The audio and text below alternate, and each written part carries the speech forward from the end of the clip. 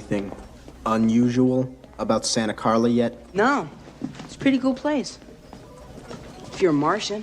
Or a vampire. Are you guys sniffing on newsprint or something? You think you really know what's happening around here, don't you? Well, I'll tell you something. You don't know shit, buddy. Yeah. You think we just work in a comic book store for our folks, huh? Actually, I thought it was a bakery. This is just our cover. We're dedicated to a higher purpose. We're fighters for truth, justice, and the American way. Right. Hey, man. Read this. I told you, I don't like horror comics. Think of it more as a survival manual. There's a number on the back. And pray, you never need to call us. Pray.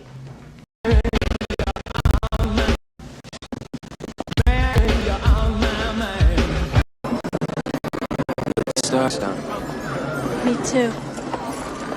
I'm Michael. Michael's great. I like Michael. Want to get something to eat? Okay.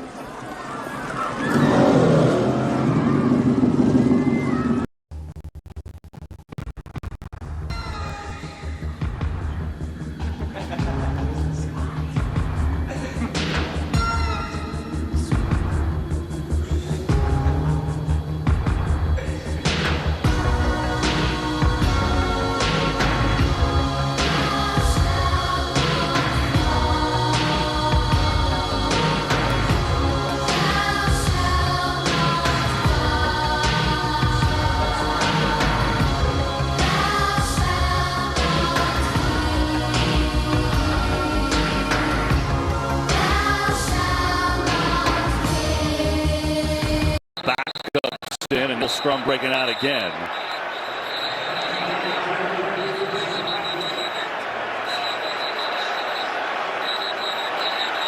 We got a couple different scrums. We got a scrum here at the bottom. The officials, now you see big old 65 trying to pull it. Oh, now we're getting serious now. Trent Williams has had enough. Trent Williams has entered the party, and San Francisco's cleared their bench, but chaotic moments as a Whitley tries to run over a Santa Cruz County Sheriff's deputy.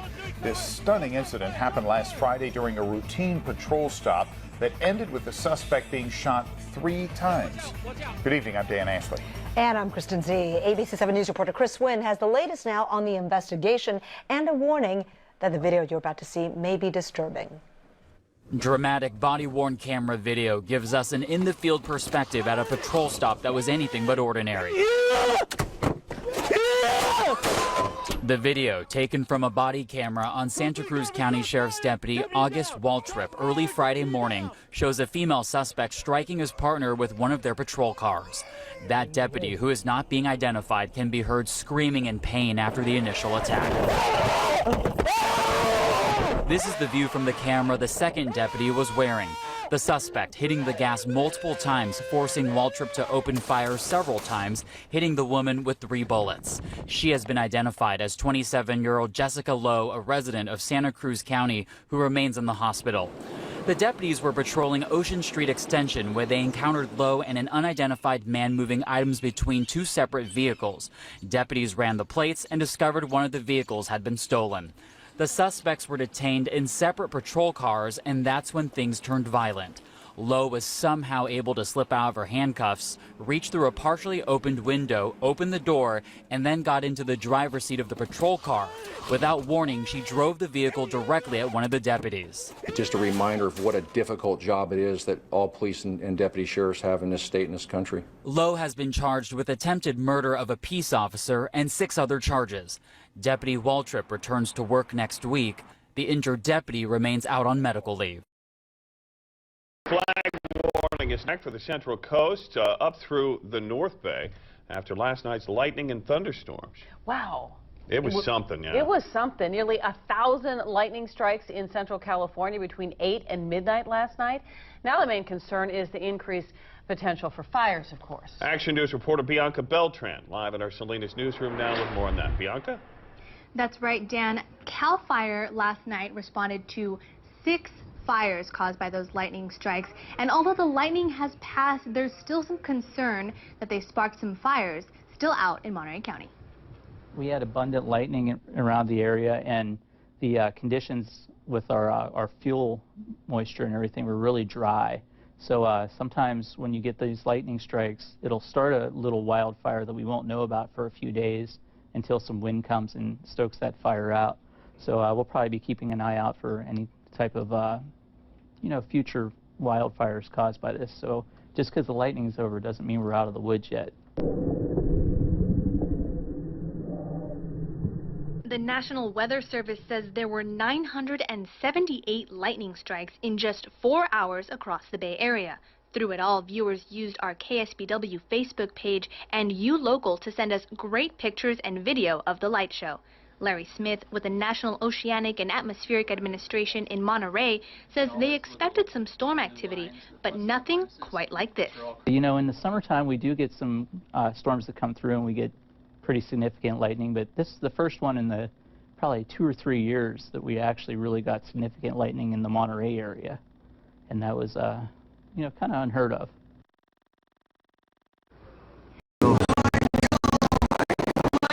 Michael.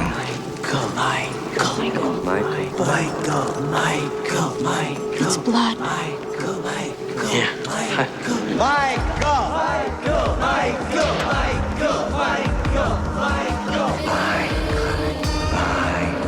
Michael. Good night, Michael. Michael.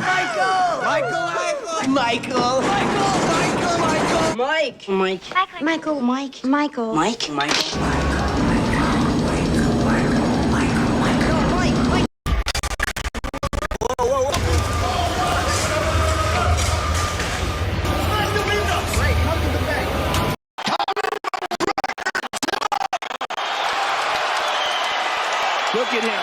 Look at him screaming at the corner. He's screaming at Dylan Dennis, Conor McGregor's jiu-jitsu coach. Look at him. Oh, and now Khabib jumps the fence. No. Whoa! No. And he's going right at Dylan Dennis. Mayhem. Oh, no. Total chaos here. It looks like UFC security has corralled Khabib Nurmagomedov. Well, Khabib wasn't kidding when he said no handshake after the fight. Oh! And now one of Nurmagomedov's teammates throws a right-handed counter. All hell has broken loose! This is crazy. Harbor, I believe, isn't that correct? Ranger pulls off of Platts Harbor on the north side of Santa Cruz Island. Apologize if this is redundant. The fire, you must have some initial information. Was this something that started small? Was there an explosion that was quick and out of nowhere? The only Mayday call we received was the vessel was engulfed in flames. That's all we received. About how long was it between that initial... Okay. Are you familiar with Truth Aquatics is who owns Conception, and I've dove on 2 of their boats, which is they have a boat called Truth and a boat Peace. Okay. And so Conception... Ask you to kind of take a look at the arc and the travel.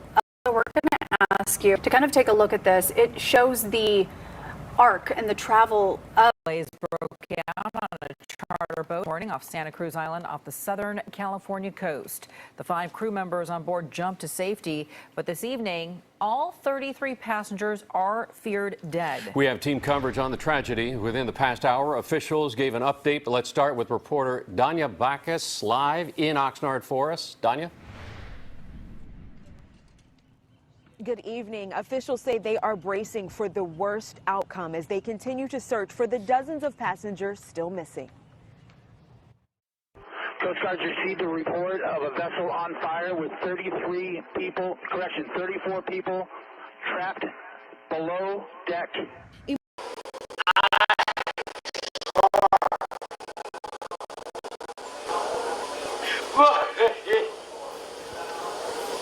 My heart is broken.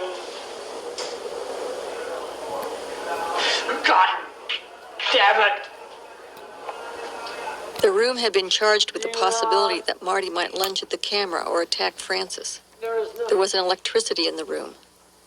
Marty, the darker nature this character, it meant closing himself down a lot and becoming very inward in order to find the killer.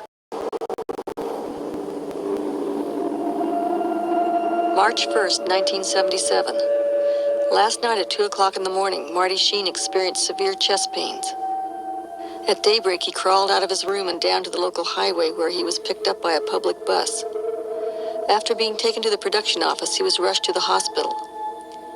Marty, it turned out, had suffered a serious heart attack. He received last rites from a priest who did not speak English. Seems they didn't dig what he had to tell him. And was finally accepted. Airborne. He was 38 years old. Why the fuck would he do that? 1966. Joins Special Forces. Returns Vietnam. Hey, what's that? Arc light. What's up? B-52 strike. Yeah. What's that? Arc light. Hate that. Every time I hear that, something terrible happens. Charlie don't never see him or hear him, man. There they are. I began to understand. The more I admired him. His family and friends couldn't understand it. And they couldn't talk him out of it. He had to apply 3 times and he put up with a ton of shit. But when he threatened to resign, they gave it to him.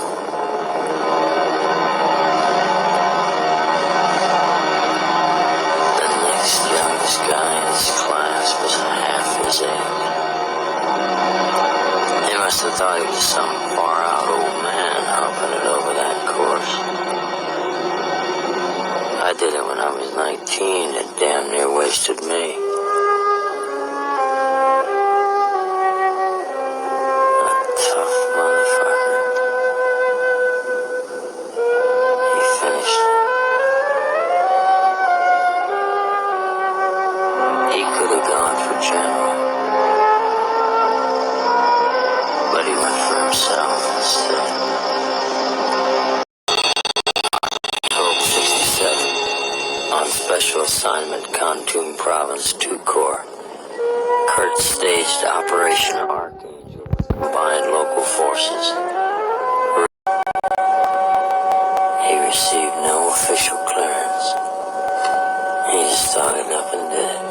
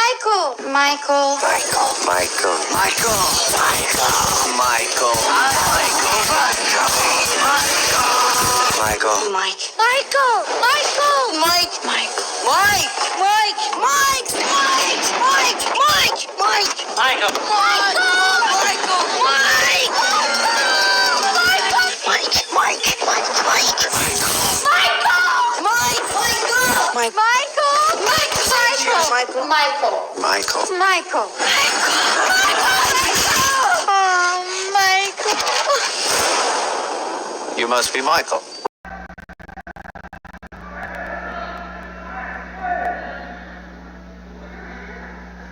You know, in the Bible and in the Quran, there were times when the man of God would call out the Baal prophets for a showdown.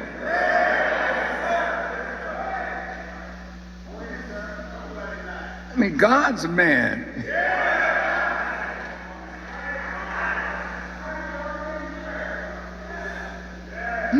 He has an inside scoop with God.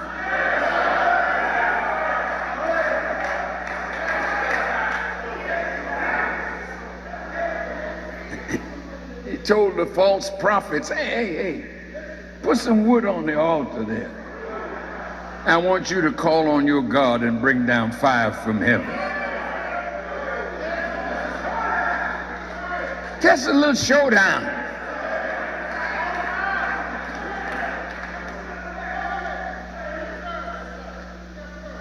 And they called, no fire came down. He said, well, tell you what, put some water on the wood.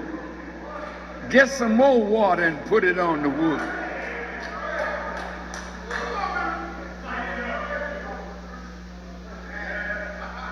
And then his God, the God of Elijah,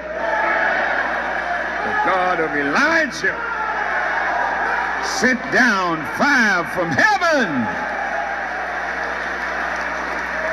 But it didn't stop there.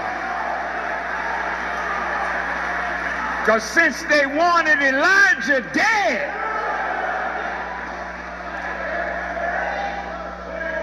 when they couldn't bring the fire down from heaven, he told his disciples, take them down by the river.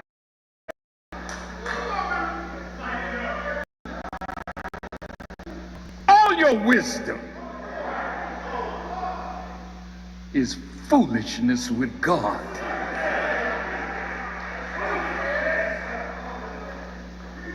He said, I'm the little boy. He didn't say to challenge the dope pusher, challenge my little sister on the corner who's prostituting. He said, I'm the little boy that challenged the world of science to disprove just one word I say. And if you're able to condemn me as being false on one word that I teach here,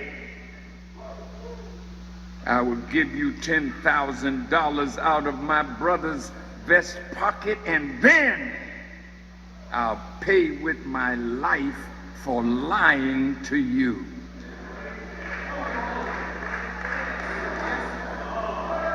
You ain't got no teacher like that. All you religious scholars and scientists, you don't have a teacher like that.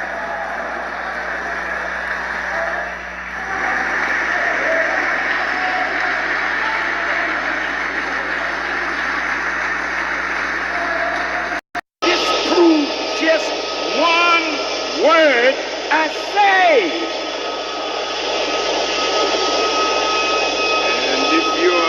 Able to condemn me as being false on one word that I teach here, I will give you $10,000 out of my brother's vest pocket, and then I'll pay with my life for lying to you. Teach you like that. All you religious scholars and scientists, you don't have a teacher like that. Never seen anything like this out on the water. Never. No, nothing like this. It was horrendous. That boat was 75 feet long, and as soon as I saw it, as soon as I opened the door, it was totally engulfed in flame, all the way from the bow to the stern. Flames could have been 30 feet high. I mean, there wasn't a spot on that boat that wasn't burning. A spot on that boat that wasn't burning. There wasn't a spot on that boat that wasn't burning. Bob Hansen, thanks for telling your story. Thank you for helping save those survivors. Yeah, it was a horrific thing. One of those things I'll never forget. Well, this is not normal. There's no heat, and there's a flame in front of me that's raging, and just in a really weird rectangular. Was wrong about it to be a fire within a room. I've attempted to tackle this fire twice, and nothing's happening. Was what you were confronted with at that moment something that you recognised from your experience, or not? I have never seen anything like it before. I attacked them both.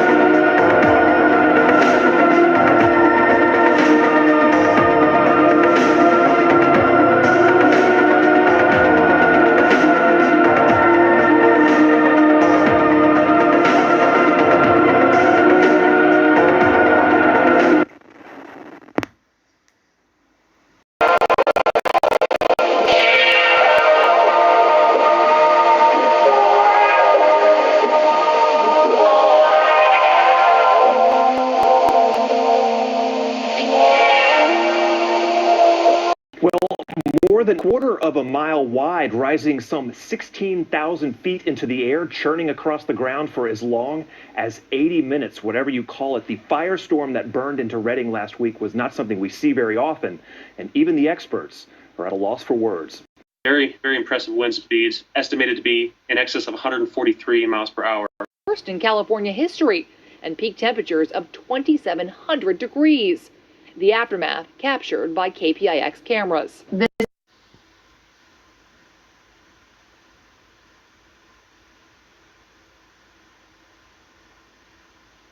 A handful of these documented in history. When the data started coming in, he was blown away. That's almost like an F2 tornado. But set for is a fire-nado, and that is a very nasty tornado, man. And look at that thing swirl. Holy crap. I wonder why the car fire's so freaking big. And here's some more footage.